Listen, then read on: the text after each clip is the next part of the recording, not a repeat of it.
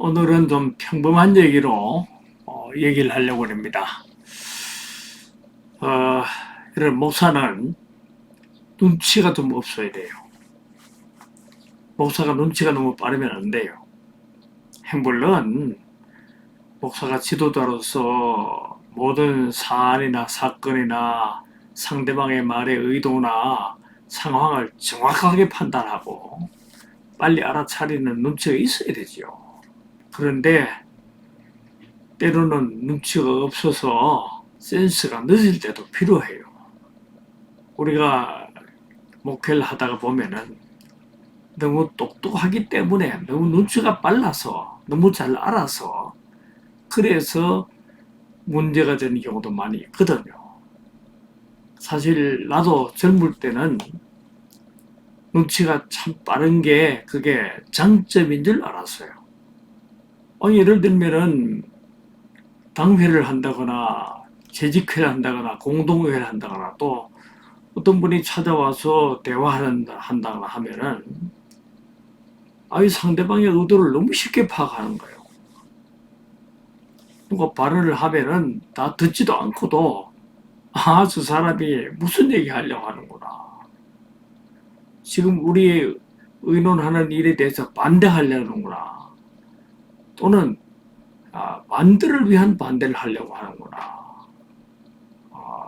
그리고 지금 나를 비난하는구나 하는 게 너무 쉽게 파악이 된다는 거거든요. 회중에는 미안하지만 교인도 장로나 집사도 괜히 그런 사람이 어디든지 있잖아요. 괜히 잘난 척해서 말도 안 되는 자기 논리로 회의를 주장하려는 사람도 있고 또 사사건건 반대하고 모든 걸 부정적으로 보려는 그런 생각을 가진 사람도 있어요. 자기 의도 안 된 마음대로 안 된다고 해서 목사에 대해서 감정을 가진 사람도 있고요. 그 교회도 이제 오랫동안 함께 하다 보면은 각자가 다 자기의 이해관계가 있을 수 있거든요. 그리고 교회 힘 있는 분들이 사실은 교회의 중요한 일들을 자기 자신에게 유리하게 이끌어 가려고 하는 그런 때도 있어요. 목회하다 보면 다 그렇잖아요. 자기 이권 문제를 교회에 개입해서 거기서 이득을 취하려는 사람들도 있고요.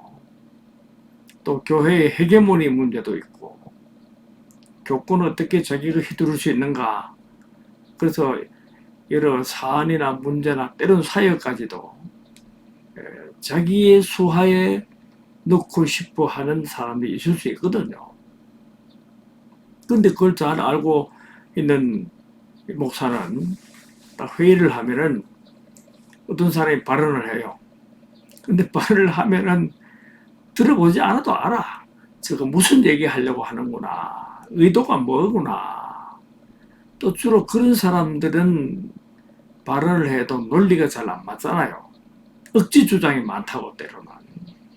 이 사람이 말하는 게 무슨 의미인지 어떤 의도인지를 간파하지 못하고 눈치가 좀 없으면 잘 들어보고 하겠는데 얘기하자마자 눈치를 다 알아버리니까 그냥 알고 저 사람이 또 그렇게 말하고 그런 의도로 회의를 분위기를 흐리려고 하고 있구나를 알더라도 느긋하게 기다려주면 되는데 젊을 때 그게 안 되더라고요. 속이 상하는 거예요. 나도 목사도 속이 상하고 지금 빨리 제지하지 않으면 안 될 것 같은 거는 조바심도 있고 해서 그 사람 말 시작해서 조금 하면은 내가 속에서 화가 나고 얼굴이 바뀌고 그러니까 그 사람 말을 제재하게 되고 또는 반박하게 되고 하잖아요. 그러면 그런 사람이 목사의 반박이나 꾸중을 들으면 아멘 하고 죄송합니다 합니까? 안 그렇지요. 또 그 사람 반박하고 그러다 보면은 여러 교인들이나 다른 당회원들 혹은 재직회원들 보는 데서 목사가 그 사람하고 논쟁을 하게 된다. 그러면 교인들이나 다른 당회원들, 재직들은 그 사람하고 목사하고 논쟁하는 걸 구경하게 되면서 구경만 하는 게 아니라 나중에는 자기들이 목사나 그 사람을 판단해요. 아, 저거는 목사님이 틀렸는데 저 사람 말을 왜 저러해? 하고 판단하고 그 나중에는 목사나 그 사람이 문제 중심에 서게 되고 하니까 교인들이 목사나 그 사람을 판단하게 되고 그래서 회의의 속의 목적을 이룰 수 없게 되는 그런 경우를 많이 경험해요. 이래서는 안 되겠다. 내가 좀 몰라야 되겠다. 눈치를 좀 채질 말아야 되겠다. 그래서 하나님 눈치가 너무 빠른 것도 좋은 게 아니네요. 그런 마음을 가지고 이제 내가 눈치가 없기로 작정을 했어요. 그래서 그 다음부터는 회의를 해서 또 뭐 그런 사람이 언제나 있으니까 그런 사람이 있어서 발언을 해도 무슨 얘기하는지를 눈치를 못 채.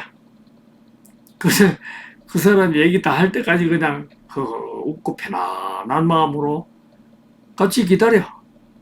그러면 반드시 교인들 중에서 혹은 다른 장로가 혹은 다른 집사가 못 참는 거예요.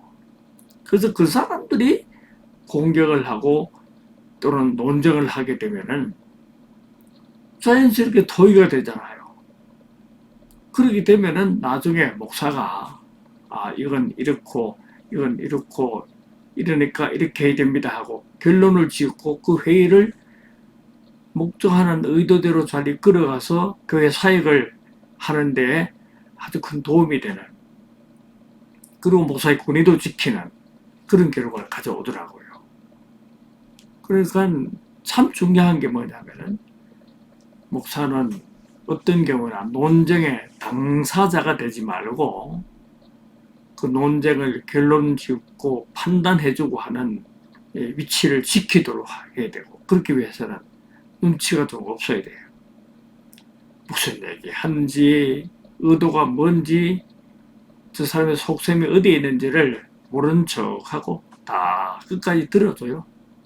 사실 목회하면서 참 중요한 게 내가 경험한 겁니다만 속아주고 참아주고 하는 게 참 중요하더라고요.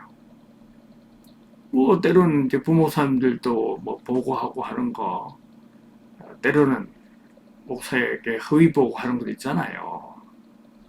근데 보고할 때는 그게 내가 아는데 하고 꾸중하지 않고 그러냐고 그냥 들어줘요. 들어줘. 그래 다 들어주면은 속는 거죠. 그럼 속은 줄 알지만 나는 다 알아. 나중에 어떤 분이 나한테 한번 그런 얘기를 하더라고요. 목사님 모른다고 하시면서 사실은 다 아시면서요. 그러면 나중에는 내가 모른다 그러고 속아줘도요. 저 사람이 나를 못 속여요. 다 알면서도 속아주시는구나. 그렇게 하잖아요. 그러니까 이게 참 중요한 게 목사가 눈치가 너무 빠르면 안 돼. 눈치가 좀 없어야 돼. 공격을 하든지 부정적인 얘기를 하든지 뭐 어떤 나쁜 의도를 가지고 있든지 해도 그저 들어주고 속아주고 한참 참아주고 눈치가 없으면 결론은 언제나 정확하게 만들 수가 있다 하는 겁니다. 또 하나 중요한 게 뭐냐면은 의도성을 가지고 발언하는 사람과 목사가 논쟁을 하거나 그렇게 되면요.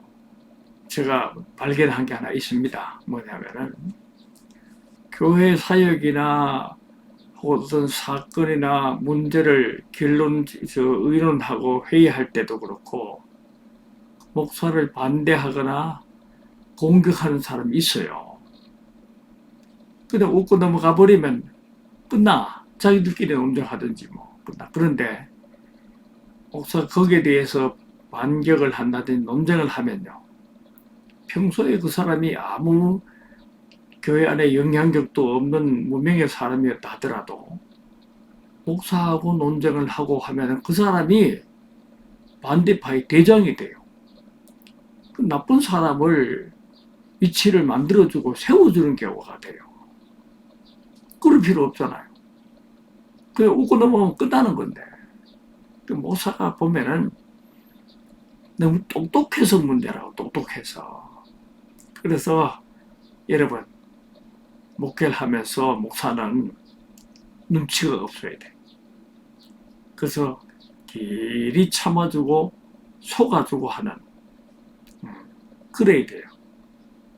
그러면 실제로는 교인들은 가장 눈치 빠른 목사로 굉장히 두려워하는 대상이 될 수도 있어요.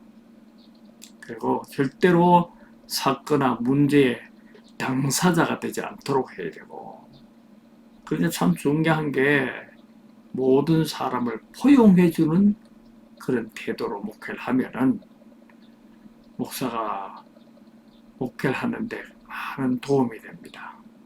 그러니까 오늘 내가 말씀의 제목을 그렇게 말합니다. 목사는 눈치가 좀 없어야 된다. 똑똑한 목사가 되지 말고 참아주는 목사가 되어야 된다 하는 얘기를 하려고 합니다. 감사합니다.